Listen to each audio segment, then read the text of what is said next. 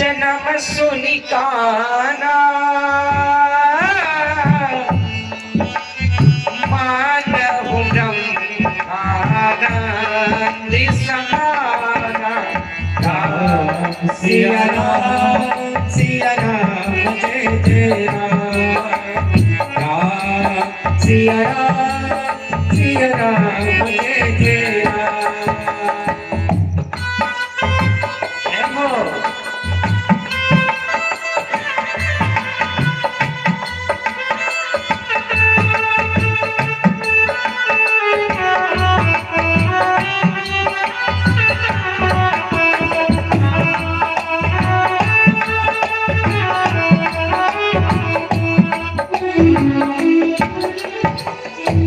दशरथ पुत्र जन्म सुनि काना और मानहु ब्रह्मानंद समाना।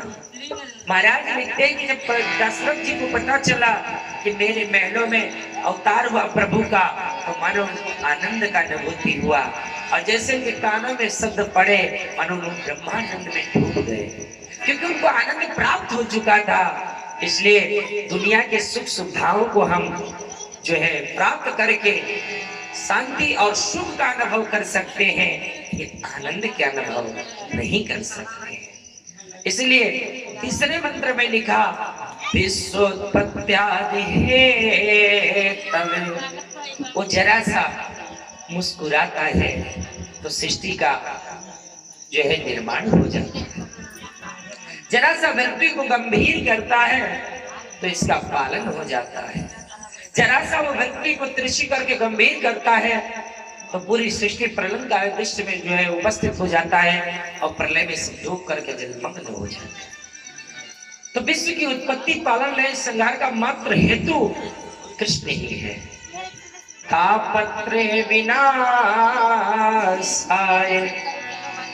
जिनके नाम में इतनी महिमा में इतनी कृपा है, जिनके नाम में इतनी शक्ति है कि चाहे वो दैहिक ताप हो, चाहे आध्यात्मिक ताप हो, चाहे आदि भौतिक ताप हो, किसी प्रकार का क्यों न ताप हो, जिनके नाम के आगे वो टिक नहीं पाता है, जिनके आश्रय लेने से, जिनके दरबार में जाने से, शरण में जाने से ये तीनों प्रकार के ताप अपना प्रभाव नहीं दिखा सकते हैं। ऐसे ऐसी गोविंद की कथा है, ऐसे गोविंद की कथा से उनकी कथा है।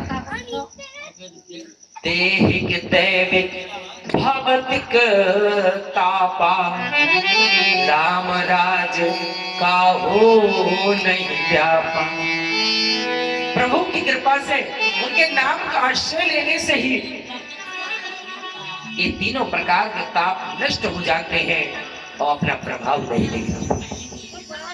तो ऐसे श्री कृष्णाय वयम नमः, ऐसे श्री कृष्ण के चरणों में, पद्मों में हम बारंबार प्रणाम करते हैं।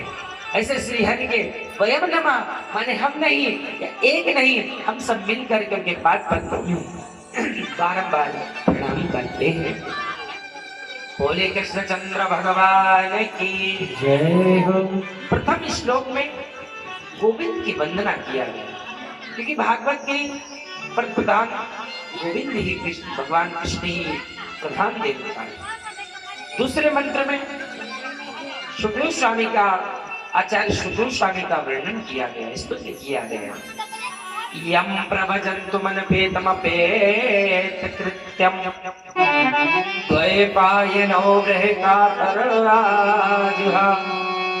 पुत्रेति तनवयागतरवो अभिनेदो इस्तम सर्वभूत हृदयम मुनिमानतोस्मि। आहा, बड़ी सुंदर बातें हैं। त्रिगुणातीत है, रजोगुण, तमोगुण, सतोगुण से जो ऊपर है, जो जन्म सन्यासी है, जन्म लेने के बाद वो 16 वर्षीय प्रतीत होते हैं, जिनकी दिव्य कांति है, दिव्य आभा मंडल है, सुंदर मुख है, लंबा चौड़ा जैन का सीना है, लंबी भुजाएं हैं, लंबे लंबे केस हैं, और संन्यास्त गच्छन्तम, जो जन्म लेने के बाद संन्यास आश्रम का आश्रय लेकर के और वन की तरफ प्रस्थान कर रहे हैं। तो वृक्षा अवनेदु, वृक्षों ने जवाब दिया, व्यास महाराज जब पुत्री याद में इतना तन्मय हो गए तो वृक्षों ने कहा महाराज आप किसको कहते हो? पता नहीं कितनी बार तुम्हारा पुत्र बन चुका, कितनी बार आप इसके पुत्र बन चुके हैं, और आज कौन जानता, जाने दीजिए।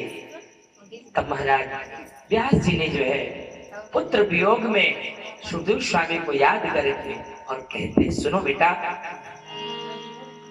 जाते हो ललन तुम छोड़े हमें, सुनो बेटा जा तो रहे हो मुझे, जाते हो ललन तुम छोड़े हमें, जाते ही हम मर जाएंगे,